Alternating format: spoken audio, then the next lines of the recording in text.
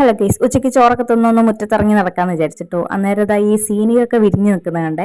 ഇതൊക്കെ കാണുമ്പോൾ പണ്ട് മൂത്തമ്മ വയനാട്ടിൽ നിന്ന് കൊണ്ടുവന്ന് നട്ട സീനിക്കൊക്കെ ഓർമ്മ വരും കേട്ടോ. പണ്ട് വലിയൊരു മരം പോലെ ഉണ്ടായിട്ട് അതിൽ നിറച്ച് പൂവുണ്ടാവും, നല്ല അടിപൊളി ഉണ്ടാവും കാണാൻ. അപ്പോൾ ഇതും അടിപൊളി ഉണ്ട് കേട്ടോ, കുറേ പൂവുണ്ടായിട്ടുണ്ട്.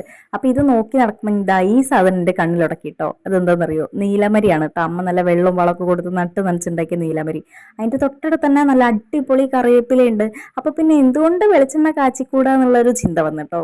ചെമ്പരത്തിയും കഞ്ഞെണ്ണയും എല്ലാ സാധനങ്ങളും എൻ്റെ വീട്ടുമുറ്റത്ത് തന്നെ ഉണ്ട്. അപ്പോൾ ചെമ്പരത്തിയൊക്കെ പറിച്ചെടുത്ത് അതേപോലെ ഈ ചെമ്പരത്തി കാറ്റിൽ ഇങ്ങനെ ആടുന്നതാണ് എന്ത് രസാലേ.